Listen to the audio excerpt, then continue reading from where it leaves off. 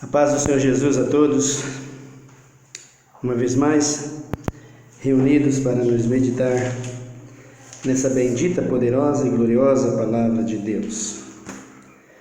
Jesus de Nazaré deu a sua vida para a libertação do seu povo.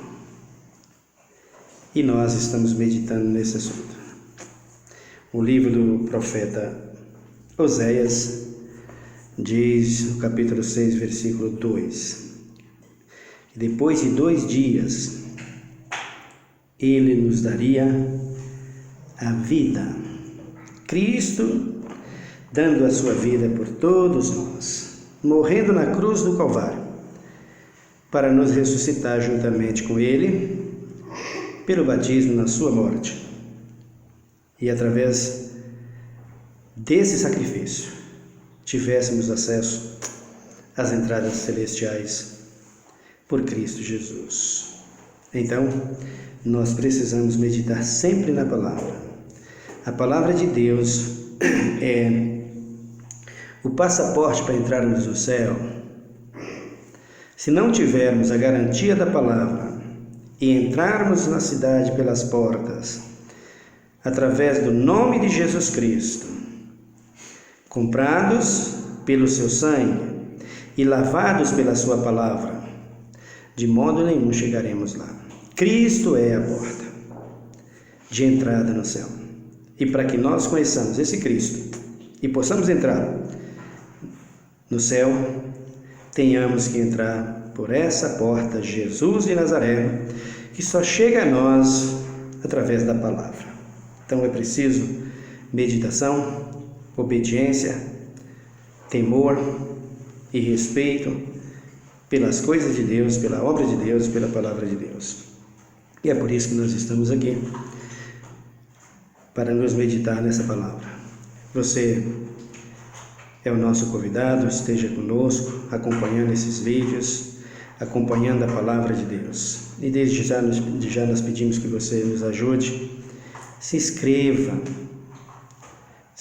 no canal, deixe o seu like, deixe o seu comentário, nos auxilia, nos ajuda. Nós precisamos da tua ajuda, nós precisamos de você, porque é melhor ser 2, diz a palavra, do que 1, porque se um cai, o outro levanta. Então nos ajuda, por favor, se inscreva no canal, ouve a palavra de Deus juntamente conosco, para que nós possamos espalhar, expandir essa palavra pelo mundo afora. Cristo voltará depois que a palavra dele for pregada em testemunho a toda a gente.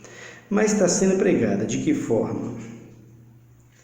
No capítulo 2 da carta de Paulo aos Gálatas, carta de Paulo aos Gálatas, dá uma olhada no capítulo 2, para que nós possamos ver o que Paulo fala aqui aos irmãos da Galácia. Capítulo 2, ele disse: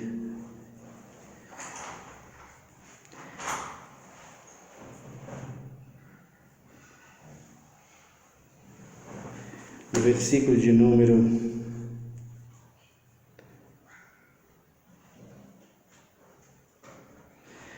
6, capítulo 1 de Gálatas, versículo 6, ele diz, 1 de Gálatas, capítulo 6, diz: admiro-me que tão depressa estejais passando daquele que vos chamou na graça de Cristo para outro evangelho.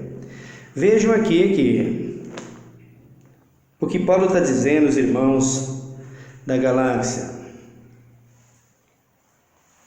vocês aprenderam a verdade, vocês aprenderam a palavra, vocês entraram pelo verdadeiro evangelho, e com o passar dos tempos, dos dias, eu estou vendo que vocês estão passando do evangelho, vocês estão deixando ele para trás, vocês estão trocando o evangelho por outro evangelho. Que evangelho é esse? Paulo estava exortando a igreja. Estão misturando o evangelho de Cristo Estão colocando outro evangelho para parecer com o verdadeiro evangelho de Cristo, que aparência há muito e confunde até. Paulo, não satisfeito com aquilo, querendo alertar os irmãos para que os irmãos não entrassem em tentações, então ele diz para eles: admiro-me que tão depressa, e não demorou muito. Paulo está dizendo: vocês se converteram, vocês nasceram de novo, e agora já está se entregando a um outro evangelho. Admiro-me que depressa estejais passando daquele que vos chamou na graça de Cristo para outro evangelho. Deus nos chamou na graça do Senhor Jesus Cristo para o verdadeiro evangelho. Que evangelho é esse aí que está sendo pregado? O qual não é outro, mas há alguns que vos inquieta, querem transtornar o evangelho de Cristo. É outro evangelho? É a mesma leitura, é a mesma escritura, é o mesmo evangelho, mas tira da essência do evangelho, a verdade do evangelho, e aplica a mentira em cima do evangelho. E o povo fica com as mentiras, com os enganos, com aquilo que parece ser o evangelho, mas não é o evangelho de Cristo, não é o verdadeiro evangelho. É a mesma coisa que você pegar uma garrafa com um rótulo de Coca-Cola, encher ela de café, tampou, lacrou e disse: isso aqui é Coca-Cola. Quem vai dizer que não? Precisa observar muito e ter muito conhecimento. Só vai saber que não é Coca-Cola quando sentir o gosto, que abriu e sentiu o gosto, que não é Coca-Cola, que é café. A mesma coisa é o evangelho. Quem conhece o evangelho de Cristo sabe que esse evangelho que aí está não tem o mesmo gosto, não tem o mesmo sabor, não tem a mesma eficácia, não tem a mesma verdade, não tem a mesma existência. Não existe nesse evangelho aí o que Cristo fez na cruz pelos pecadores. Não existem mandamentos, não existe lei no que diz respeito divina, tudo está transformado.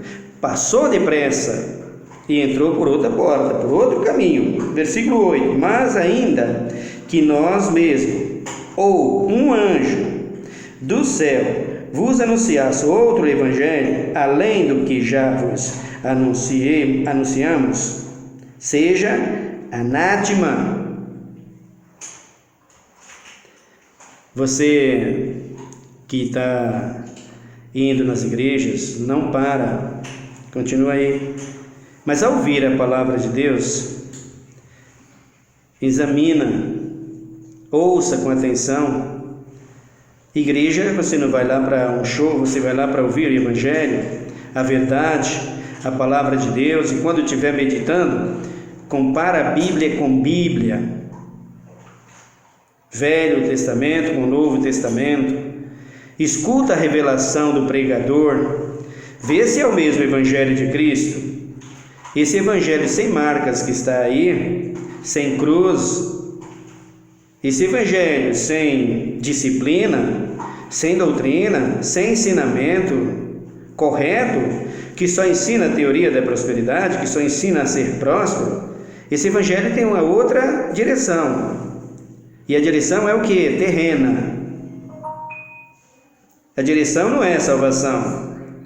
Paulo diz que se viesse um anjo, pregasse outro evangelho, além do que ele pregou, do que eles estavam pregando, era anátema.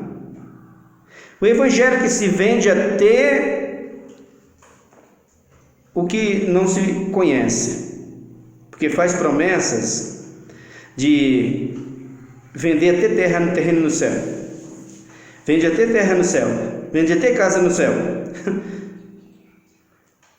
Que absurdo! Esse evangelho não é o de Cristo.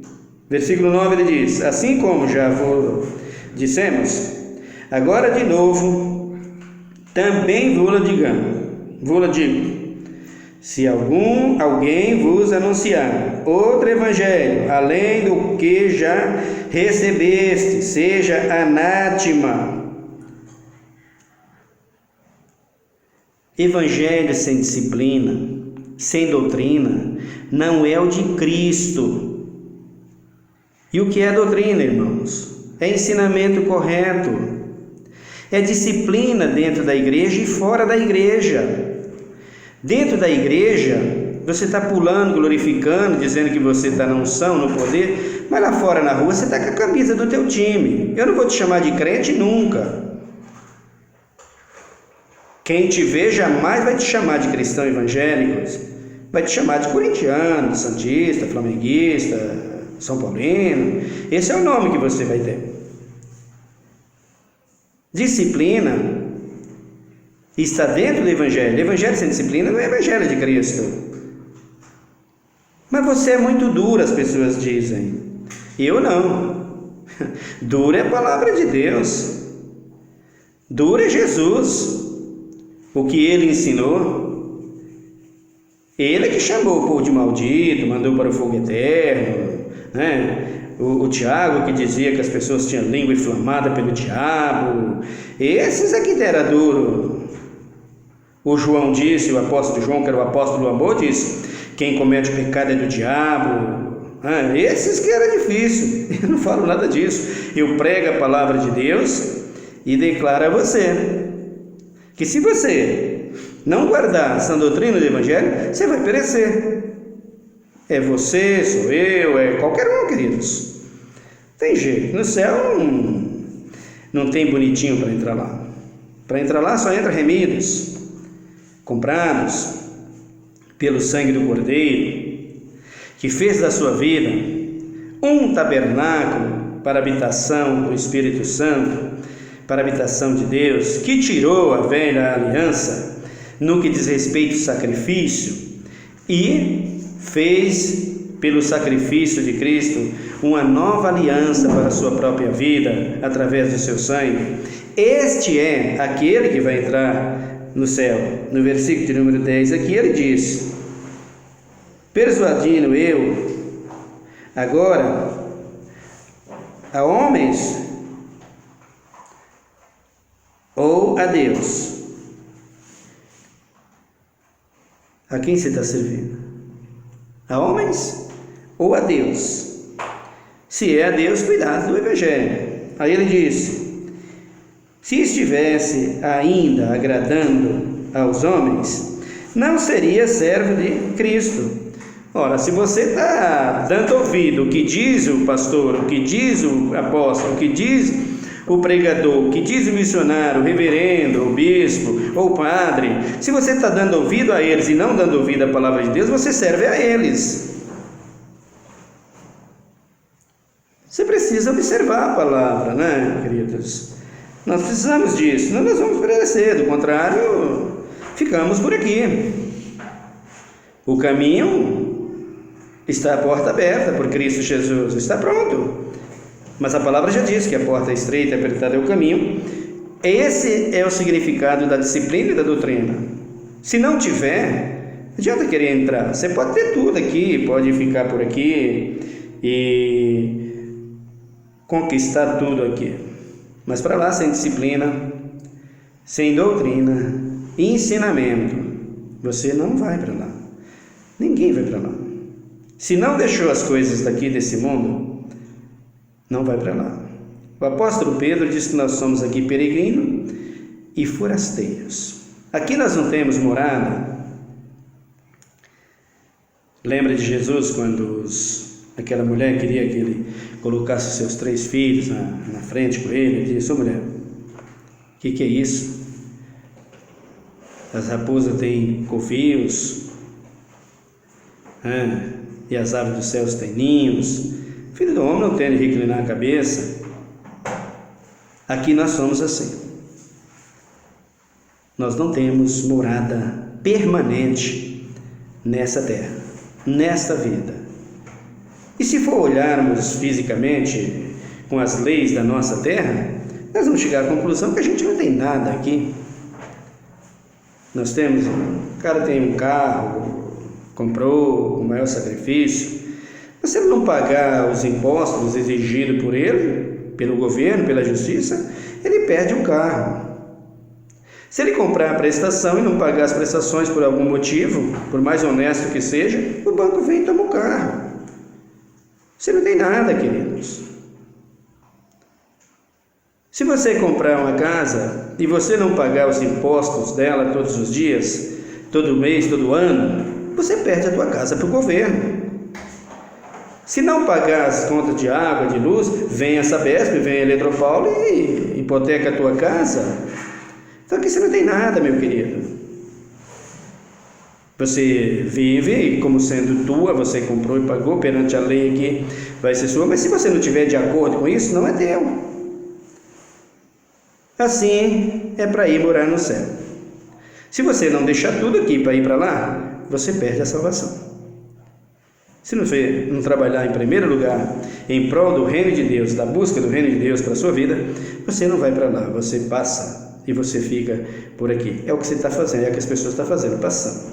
Você vai para a igreja e só escuta a promessa. Promessa pelas quais Cristo não fez da forma que está sendo feita. Não fez. Não fez. Cristo tem promessas, mas da forma que está sendo feita aí, não. Primeira coisa, se arrepender, nascer de novo e servir a Cristo. Um sacrifício desse, dos quais o profeta tem dito que ele fez por nós, se nós não nos enquadrarmos nele e reconhecer o sacrifício de Cristo para as nossas vidas, não tem como ser salvo. É preciso que nós tomamos a essência do Evangelho, o verdadeiro Evangelho. O Evangelho de Cristo é o Evangelho de cruz. Ele diz para os seus apóstolos: se alguém quiser vir após mim, renuncie-se a si mesmo. Olha o que ele diz: tome cada dia a sua cruz e siga-me. É o que Cristo Jesus está dizendo. É uma cruz diferente da que está no mundo, da que o mundo oferece. Ele diz na sua palavra que nós temos um jugo nesse mundo.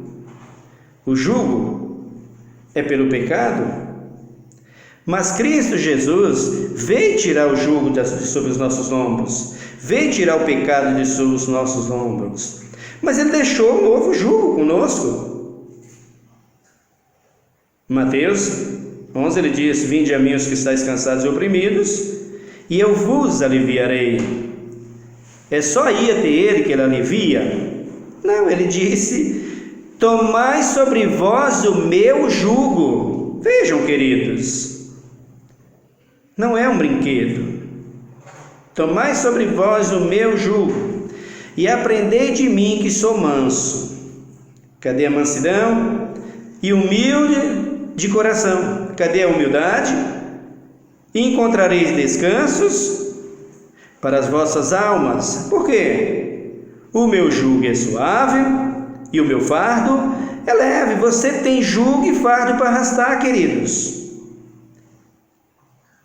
Você tem que entender. É suave e é leve. Qual é o jugo? Obedecer os mandamentos e as leis divinas do Senhor. Homem, homem. Mulher, mulher. Obediência total ao reino de Deus, servindo a Deus e guardando o verdadeiro Evangelho. Servir a homem é o que nós estamos vendo. Todo mundo quer ter tatuagem, todo mundo quer ter isso, todo mundo quer andar cheio de tudo que é mequetrefe aí no corpo. O pastor disse que não tem nada a ver. Cuidado, porque a Bíblia abomina essas coisas. Está servindo a Deus ou a homens? Quem vai te salvar é Jesus através do Evangelho. O versículo de número 12: não o recebi, nem aprendi de homem algum, mas pela revelação de Jesus Cristo, pois já ouvistes qual foi antigamente a minha conduta no judaísmo, como sobremaneira persegui a igreja de Deus e a assolava, e na minha nação excedia em judaísmo a muitos da minha idade, sendo extremamente zeloso das tradições de meus pais. Vejam aí o que Paulo está dizendo. Pela tradição religiosa que ele tinha, pelos ensinamentos dos seus pais, pelos ensinamentos do judaísmo. Que judaísmo era esse? Era aqueles que fingiam obedecer e guardar o mandamento e não faziam nada disso. O mandamento deles era só para comércio. E eles obedeciam só para negociar. Por isso é que quando Cristo nasce, aparece os magos querendo visitá-los, ver a igreja, a estrela que brilhou no Oriente, dizendo para eles que o Cristo havia nascido, e eles vêm à procura do menino. De repente, quando o rei Herodes fica sabendo que o menino Jesus tinha nascido o rei dos judeus, ele manda matá-lo. E não foi nem Satanás que influenciou. Veja que o rei, o político, cuidado com isto na igreja. Veja que aqueles homens, os sacerdotes, os fariseus, os saduceus, os reis daquela época, o rei daquela época que era o Herodes, toda aquela gente da corte que estava ali, eles não admitiam que entrasse um outro rei, senão Herodes, senão César, que era governador. Eles não queriam outro. Por quê? Porque eles sabiam que o que eles faziam estava errado. Era das coisas desse mundo. E eles queriam um Cristo que aprovasse tudo o que eles estavam fazendo de errado. Mas Cristo não veio para trazer erro na terra, veio para tirar o erro e estabelecer a verdade. Então o que eles fazem? Eles o Herodes manda matar as crianças de 2 anos para baixo, para ver se encontrava o Cristo, mas Cristo já tinha ido para o Egito, como nós já acompanhamos, e está na palavra de Deus. E o diabo, sem intenção de matar. Mas irmão, como é que você fala isso? Fala isso que a Bíblia diz. O diabo não queria matar Jesus no princípio. Por quê? Você se lembra que Jesus estava expulsando os demônios? Quando ele expulsava os demônios falavam: o que tem eu contigo, Jesus, filho do Deus Altíssimo? Ele foi expulsar os demônios do Gadareno lá. Ele disse: sei que és o santo de Deus. Sabia tudo. Então o diabo sabia que Jesus veio ao mundo para morrer e salvar a humanidade. Então ele não queria antes matá-lo. Depois, no fim, que ele viu que não tinha mais jeito de enganar, de fazer com que Jesus caísse no pecado, no engano, ele então decide matar. Tinha que cumprir a profecia. Então, ele fazia de tudo para que Jesus pecasse. Por quê, irmão? Era muito mais vantagem para o diabo Jesus pecar do que ser morto. Morrendo Jesus, derramando o seu sangue, a humanidade teria oportunidade de ser salva, como foi, de fato foi, e nós estamos aqui por isso.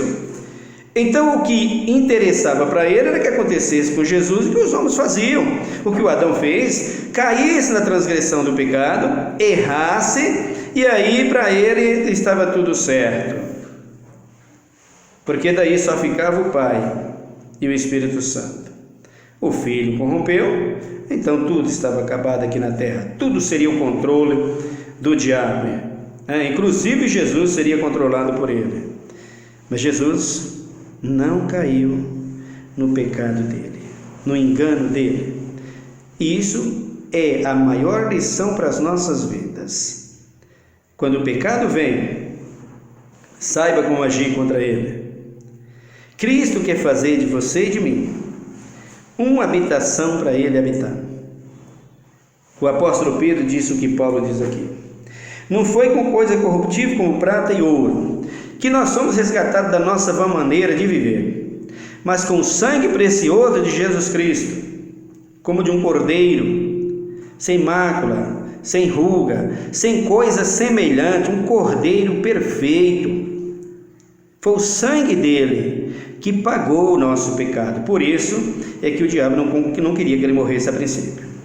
E que os homens daquela época queriam matá-los, matou as crianças, perseguiu a Jesus, tentou matar por muitas vezes, por causa do Evangelho, por causa da verdade, por causa das suas infidelidades espirituais e humanas. Assim estavam os homens daquela época, assim estavam os líderes daquela época, e hoje não é diferente. Hoje não é diferente, é só examinar as Escrituras. Paulo disse que ele vivia perseguindo a igreja de Deus.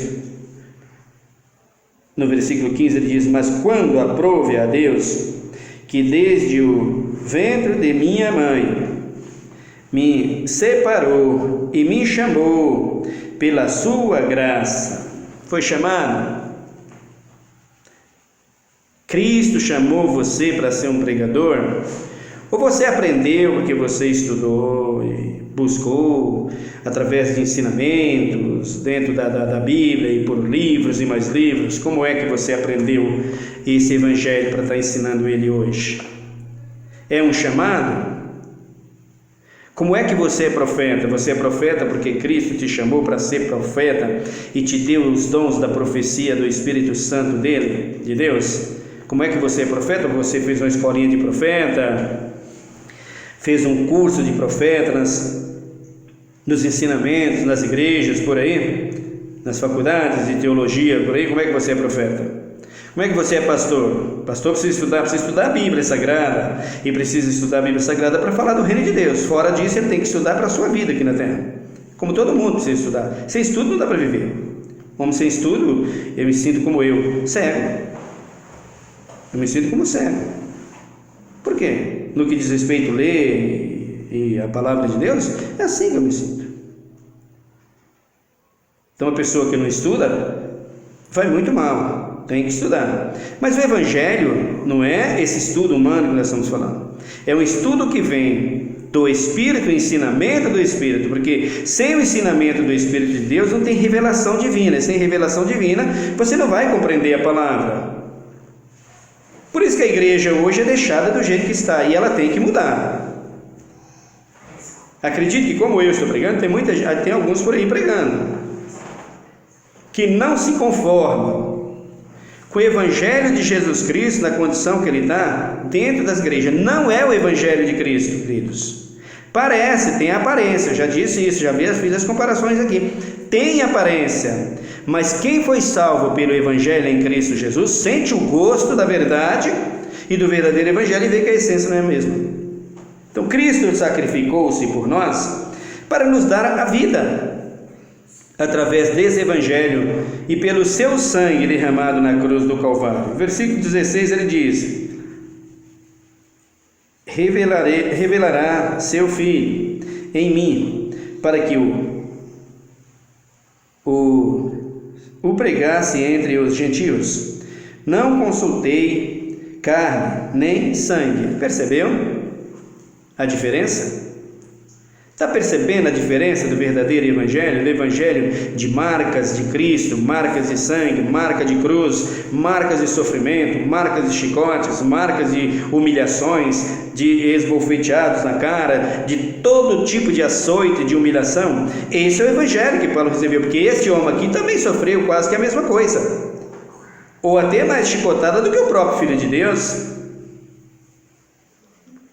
Esse é o verdadeiro Evangelho. Cristo não morreu na cruz para que eu pudesse brincar de igreja, para que eu fizesse da igreja dele um exercício físico comum. Ir para a igreja hoje é uma diversão. Tenho o que fazer em casa, vou lá na igreja. É bom, e não deve sair. Mas o nascer de novo é que faz a diferença para morar no céu. O Evangelho que eu prego é para que eu e vocês vamos morar no céu. Por isso há cobrança. Se não tem cobrança, não tem como morar no céu. Queridos, um céu que não tem cobrança é um lugar qualquer. Você acha que um lugar que as ruas são de ouros e cristais e os muros são de jaspe é um lugar qualquer? Entra gratuitamente assim, sem luta, sem tribulação, sem pagar preço? tem que pagar preço. Tem que renunciar. E renunciar não é só ir para a igreja. É nascer de novo. Aí Paulo está dizendo aqui, no versículo de número 17: nem subi a Jerusalém para estar com os que já antes de mim eram apóstolos. Está vendo? Quando ele conhece a Cristo, e Cristo encontra com ele no caminho de Damasco, aquela luz o deixa cego.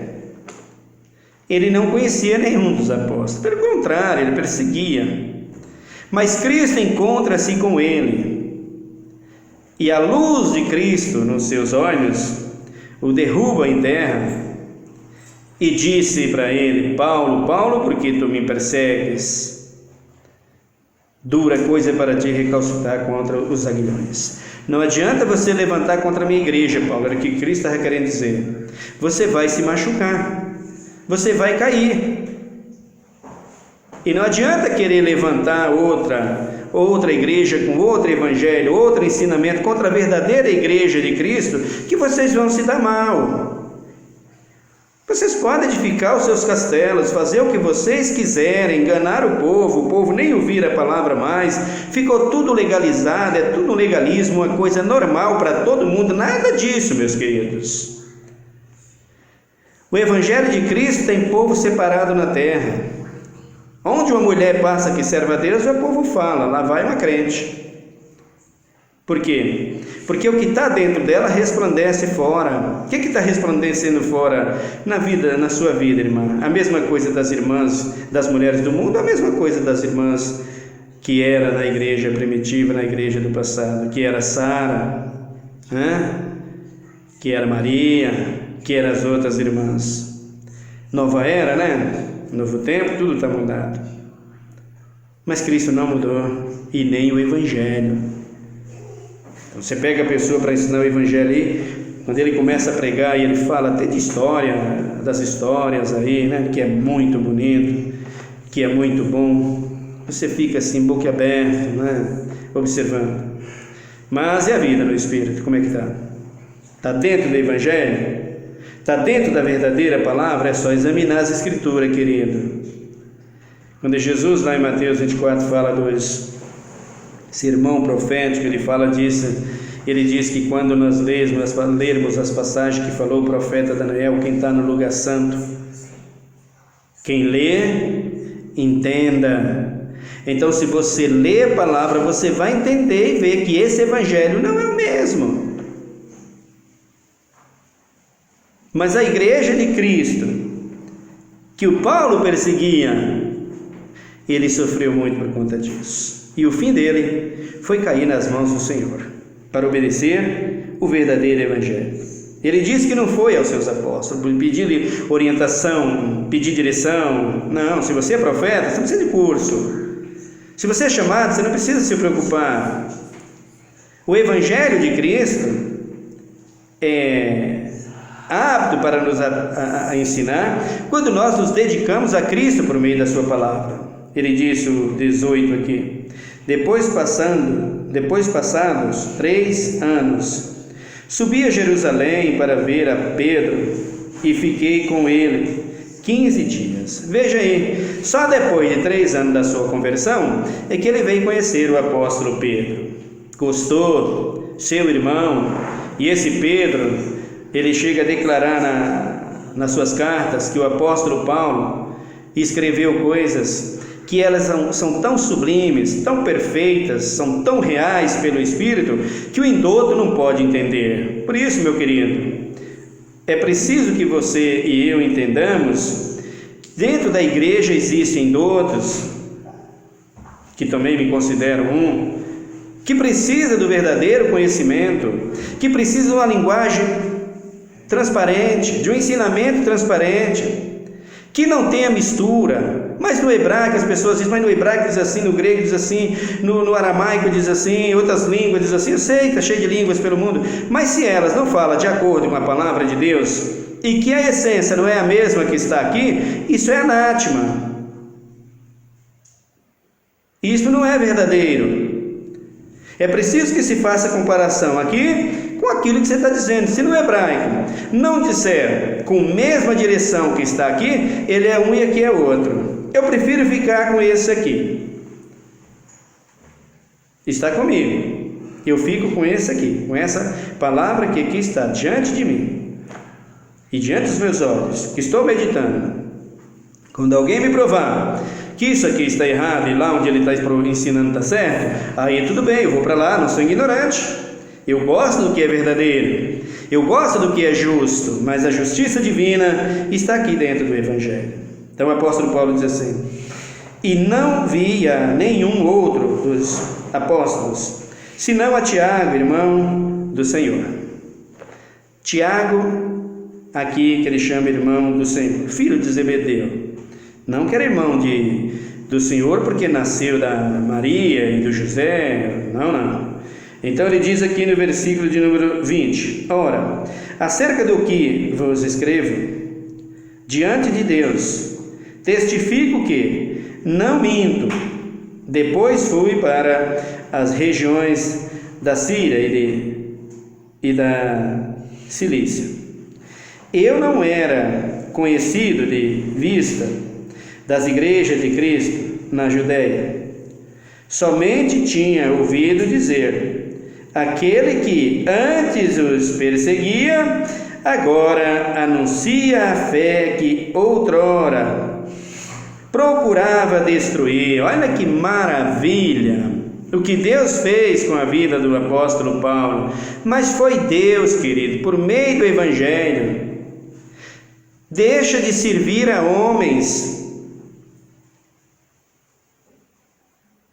Não seja como uma marionete na mão das pessoas, como uma petequinha que ele balança para lá, joga para um, joga para outro, joga para lá, joga para cá. É isso que você está sendo na igreja.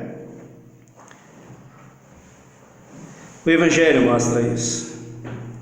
E o apóstolo Paulo disse aqui: eu persegui a igreja. E quando eles ficaram sabendo que eu tinha me convertido, Paulo está dizendo aqui, eles então chegaram à conclusão: o perseguidor passa a ser perseguido. O versículo de número 24: e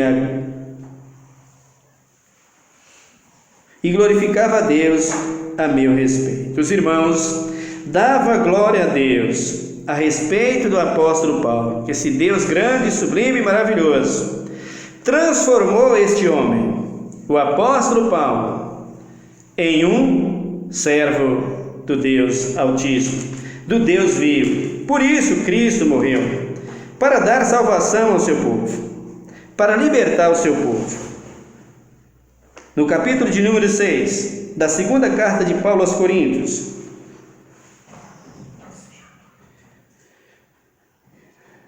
o versículo de número 1: e nos cooperamos com ele, também vos exortamos a que não recebais a graça de Deus em vão. O que é receber a graça de Deus em vão?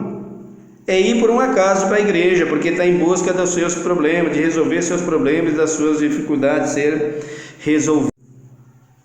Aí a gente corre para a igreja, a gente corre para a macumba, a gente corre para tudo que é lugar. Outros correm para o crime e correm para tantas áreas da vida da gente, em busca de solução. Solução está em Cristo Jesus.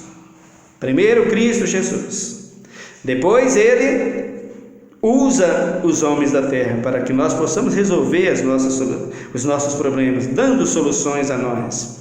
Cristo não esquece o seu povo. Cristo não abandona o seu povo, como a igreja abandonou a Ele. Cristo hoje na igreja é só para que você satisfaça a sua vontade e resolva os seus problemas. Se você satisfazer as suas vontades e ficar com Ele, bem vos vá. Mas se não, tudo volta novamente para estaca zero como era antes. E não tem jeito. E o que é pior? Perde a salvação. Eu não vou para a igreja porque eu estou salvo simplesmente. Eu não vou para a igreja porque eu recebi isso do Senhor. Eu não vou para a igreja porque Ele me curou disso, daquilo, fez uma cura, me deu um emprego, me deu uma esposa, me deu um esposo. Não vou para a igreja por isso, porque Ele me deu os dons do seu Espírito. Não vou para a igreja só por isso. Eu vou para a igreja porque eu amo o meu Senhor. seja na igreja, fora da igreja, em qualquer lugar. Eu amo meu Cristo. Eu vou para a igreja porque eu amo meu Senhor. Em primeiro lugar é Cristo. Ele não morreu por mim em vão. Eu não recebi a graça de Deus, o presente de Deus, por um acaso. Eu recebi por amor, eu abracei por amor. Quem recebe por amor, abandona as coisas dessa vida. Cristo quer te dar o melhor. Ele diz aqui no versículo 2: pois ele diz: ouvi-te em tempo aceitável, e socorri-te no dia da salvação. Digo-te, agora é o tempo aceitável, agora é o dia da salvação. Você quer esperar para que você se achegue a Cristo na hora do seu sofrimento, como foi o ladrão da cruz? Cuidado, que pode ser tarde demais. Pode ser tarde demais, não, é tarde demais isso aí. Você tem toda a oportunidade hoje. Ele diz: não damos nenhum motivo de escândalos em coisa alguma, para que o nosso ministério não seja censurado. Aí é que está. Você quer fazer da igreja de Deus e da tua igreja um comércio? É censurada, é perseguida. Por quê? Porque não tem a verdade do Evangelho. Ou você faz com que essa igreja seja um ajuntamento de povos religiosos em comum e para de comprometer a Jesus Cristo, ou você vem para os princípios, porque não vai ter jeito. Não vai ter jeito. Não vai continuar. Vai nada. Vai chegar a hora que Cristo vai separar. Não tem jeito. No mesmo capítulo, no versículo de número 11, ele diz: ó Coríntios, a nossa boca não está aberta para vós, o nosso coração está dilatado. Coríntios, vocês não estão vendo que nós estamos prontos, que nós estamos entregues, que nós estamos esperando para ouvir a vocês, para estar com vocês, para ensinar, para meditar, para a comunhão no verdadeiro Evangelho? Aí ele diz: não estamos retinando o nosso afeto de vós, mas vós estáis retinando o vosso afeto de nós. A nossa comunhão, a nossa união na fé, a nossa disciplina, nossa doutrina, nosso ensinamento, nosso verdadeiro Evangelho, o nosso Cristo, vocês estão passando para trás por um outro Evangelho. Cristo não morreu para isso. Aí ele disse: ora, em recompensa disto, falo como a filho, abri também os vossos corações. Não vos prendais a um jugo desigual com os infiéis. Pois que sociedade tem a justiça com a injustiça? E que comunhão tem a luz com as trevas? Vejam, queridos, a justiça com a injustiça, a luz com as trevas, o jugo desigual. Há pessoas que dizem que o jugo desigual aqui é os jovens que não podem namorar, que não podem ter namorada. Quanta besteira, não? Quanta ignorância! O que o jovem não pode fazer é praticar sexo antes do casamento, mas namorar, quem diz para você que não? Vou mostrar dentro da Bíblia futuramente. Que conversa é essa? Jugo desigual aqui é você estar adorando, dizer que adora o Cristo e está adorando um outro Deus. Aí ele disse aqui, no versículo de número 16: e que consenso tem o templo de Deus com os ídolos? Ouviram? Ouviram? Estão vendo? Que consenso tem o templo de Deus com os ídolos? Pois vós sois santuário do Deus vivente, como Deus diz: nele habitarei, entre eles andarei, eu serei o seu Deus, e eles serão o meu povo. Oh, queridos, é pela porta, é pelo verdadeiro Evangelho, é pela disciplina, é pelo novo nascimento. Ensinam corretamente a palavra de Deus, para que tenhamos vida em Cristo Jesus e saiamos dos ídolos e da idolatria e do engano. Jugo desigual é adorar um outro Deus, é estar com outro Deus e sair da verdadeira palavra, do verdadeiro Evangelho. Pelo que sai do meio deles, apartai-vos, diz o Senhor, não toqueis nada imundo, e eu vos receberei. Você está vendo como é que se recebe a esse Pai, a esse Cristo? Não é assim como nós pensamos e como está por aí. Eu serei para vós Pai, e vós sereis para mim filhos e filhas, diz o Senhor Todo-Poderoso. Novo nascimento, nova doutrina, novo ensinamento, novas regras de vida nessa vida. Não é andar como o mundo andou, não é fazer o que o mundo fez, não é abraçar os ídolos, não é viver com os ídolos, não é viver com engano, não é viver com o evangelho pagão e mentiroso que está por aí, cheio de promessas, mas de promessas vazias, sem vida no Espírito.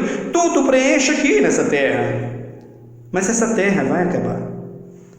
E quem tiver plantado nela também vai acabar.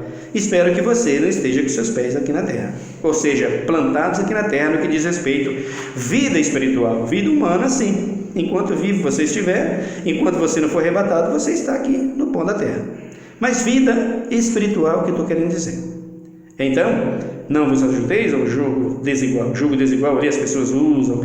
Não, mulher não pode namorar, não pode praticar sexo em casamento, querido, com o próprio marido.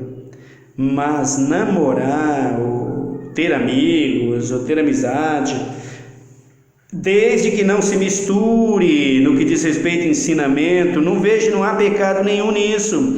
Agora, quando você mistura o verdadeiro evangelho com as coisas desse mundo e esquece da verdadeira palavra de Deus e coloca um outro evangelho no lugar dele, aí você se perde. E é o que está acontecendo. Os interesses das pessoas estão sendo ensinados para que seja aqui nessa vida. O vindouro está ficando para trás. Cristo diz: você foi chamado para ser o tabernáculo dele, ele colocar a sua glória, o templo do Espírito, o templo dele. Para isso é necessário nascer de novo. E um tabernáculo, para ser feito, só pode ser feito pelo sangue de Jesus, com o sangue da nova aliança, e nós veremos isso. Ele morreu para isso. Vamos orar comigo nessa hora. Pai, em nome de Jesus, te agradeço por mais um dia, pela oportunidade de pregar esse evangelho. Tu disse, Senhor amado, que há um outro evangelho sendo pregado por aí. Paulo ensinou, e nós estamos vendo, e a cada dia ele está se aprofundando mais na terra, ele está invadindo mais as vidas, as casas das pessoas, porque as pessoas estão dando oportunidade para isso. Mas tu, ó Deus, não deixa a tua palavra vazia, não deixa a tua palavra para trás, ninguém passa por cima dela. Ela é justa, perfeita e eficaz. E tu nos deu esse evangelho para a salvação. Por isso, Jesus, eu quero te pedir, socorra assim o teu povo. Tenha misericórdia de todos. Seja ele crente, não crente, aquele que está aflito, aquele que está, oh meu Deus e meu Pai, angustiado por muitas coisas, muitas aflições, os presídios, onde aquela pessoa está profundamente arrependida do erro que cometeu e está lá pagando pelo seu erro. Dá força, dá coragem para que saia de lá e torne-se um homem justo no meio de uma sociedade pervertida como essa que está aí, para que ele possa viver piamente, juntamente com o teu povo, e que tu, Deus, seja glorificado. Socorre aquele que foi preso injustamente, que está lá injustamente na prisão, porque tem tantos. Tenha misericórdia, Pai. E não é de se estranhar, não é de se admirar disso, porque o próprio José lá no Egito já foi preso injustamente por causa da mulher de Potifar. Isso vem de longe, e a corrupção dos homens não acabou. Por isso, Pai, tem misericórdia de todos. Aquele que está preso por uma enfermidade, aquele que está preso por um vício, visita-os. Essa pessoa que não tem sorte com o emprego, não consegue se afirmar no emprego, dá a ele uma porta que ele permaneça firme, garantindo o sustento dos seus filhos, da sua família, Pai. Restaura os lares, os casamentos, ó meu Deus, restaura as vidas, dá saúde, dá paz a cada um. E que tu, ó Deus, visita aqueles que têm sido inscritos nesse canal, aqueles que não inscreveram ainda, que tu possa os tocar os corações deles, para que nós possamos pregar esse evangelho, que tu possa abençoá-lo, que tu abençoe as igrejas em toda a terra, independente de quem é, de quem não é, para que esses líderes que ensinam o engano e a mentira possam se converter a ti e vir ao conhecimento da verdade, é o que nós queremos. E nós, Pai, precisamos da tua ajuda, porque sem ti não chegamos a lugar nenhum. Nos dá força, nos dá graça, que Teu Espírito todos os dias nos instrui e nos ensina, porque para isso Ele tem lugar em nossas vidas. Nós Te agradecemos uma vez mais, em nome de Cristo Jesus, o Salvador. Amém, Senhor. Amém, queridos. Deus abençoe você e até o nosso próximo vídeo.